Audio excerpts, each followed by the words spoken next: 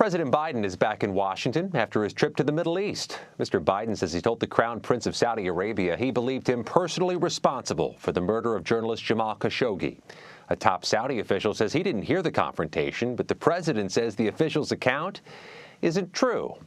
For more, let's bring in National Security Council Coordinator for Strategic Communication, Admiral John Kirby. Admiral Kirby, thanks for the time. Apart from Saudi Arabia opening up its airspace to Israeli flights, what did President Biden get out of this visit to Saudi Arabia? Well, before I talk about some specific deliverables, let me just say how important it was for the president to make this trip at this particular time. We have enormous interest in the Middle East, and the president was very clear that one of the reasons he went was to make sure that we are working towards a more integrated, more stable, more secure Middle East. So to that end, you mentioned the airspace. That is not an insignificant move by the Saudis to open up their airspace to Israeli aircraft. That's historic. We also were able to get approval for the removal of peacekeepers from the Tehran Islands and the Red Sea. They've been there since 1978, including American troops. They're no longer going to have to be there. And that is all a nice positive sign towards more integration, more cooperation, perhaps maybe even steps towards normalization between Israel and Saudi Arabia. In addition to that, $3 billion dedicated by the Gulf Cooperation Council for the president's partnership for global investment and infrastructure around the world. That's going to be a huge plug to that program.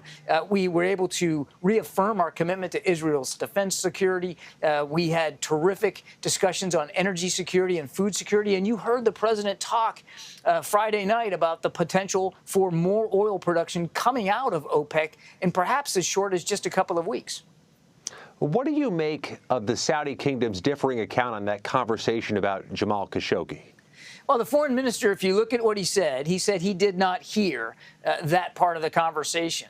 The president absolutely said what he told the American people he said about Jamal Khashoggi's killing and about his belief and who was responsible for that. The president stands by his account. The foreign minister of Saudi Arabia said he didn't hear it, and maybe he didn't.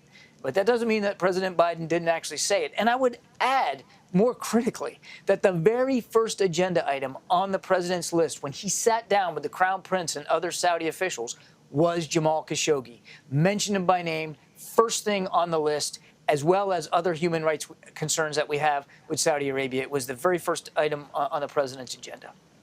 Well, the president also discussed the possibility of Iran returning to the nuclear deal, which former President Trump pulled out of. Right. So where do the American and the Saudi interests align on that issue with Iran? Actually, we're quite aligned. I mean, the Saudi Arabia doesn't want to see a nuclear-armed Iran either, and they absolutely don't want that to be an outcome. Look, we both recognize that no problem in the Middle East, none, is easier to solve with Iran having a nuclear weapon. President Biden believes that the best way to prevent that outcome is through diplomacy, through a negotiated settlement. There is a deal on the table right now, Scott, and it's up to the Iranians now to take that deal and to work towards that outcome. If they want to see sanctions relief, then it's right before them. All they have to do is comply with the deal that's on the table right now. If they don't, then President Biden made it very clear that we're going to work with allies and partners in the region and in Europe to increase the pressure on Iran, at the same time making sure that we have the appropriate military capability in the region to defend our national security interests. What's less clear to me is what that means. Apply more pressure if they don't take the deal. How and when and how quickly can you apply pressure on Iran? It could be through additional sanctions, for sure. I mean, there's lots of different ways we could do this, but I think certainly we're not going to take additional sanctions off the table or strengthen any ones that are frankly in place already. I want to move on to Ukraine. President Zelensky announced the firing of two top aides, two highly placed aides, his security chief, his longtime friend, Ivan Bakhanov, and the prosecutor general, Irina Venediktova, over the charges that their subordinates were collaborating with Russian intelligence. What more can you tell us about the possible consequences of that type of cooperation? I don't think there's going to be any consequences for cooperation between the United States and Ukraine, or quite frankly, so many other nations that are helping Ukraine with their security assistance needs. We're going to stay dedicated to that. And you're going to see announcements coming from the administration in coming days and weeks of additional security assistance materials to help Ukraine better defend itself. President Zelensky is the head of state. he gets to make these decisions. We're certainly in no position to question his judgment when it comes to the kind of leaders he wants around him. We're obviously always careful about the intelligence that we share. We want to make sure that that information stays confidential. But we're not worried that in these decisions it's going to affect our support to Ukraine going forward. Well, Russia is ordering its forces to target some of the long-range missiles and artillery provided by the U.S. and by the other NATO nations to Ukraine. How might that change the administration's plans or the Pentagon's plans to keep supplying and what to supply to the Ukrainian forces?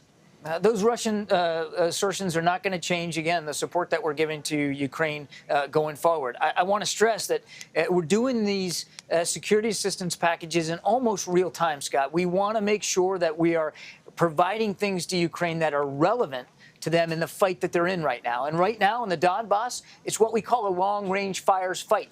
They need distance and separation from Russian forces. And so the longer the range on the weapon systems we can give them, the artillery, the advanced rocket systems, the better it is for the Ukrainians. And they are using these advanced rocket systems quite effectively. I mean, they're hitting targets deep inside Russian lines, and it's having an effect on the battlefield. Admiral John Kirby on the White House North Lawn. Thank you, Admiral, for the time. My pleasure, Scott.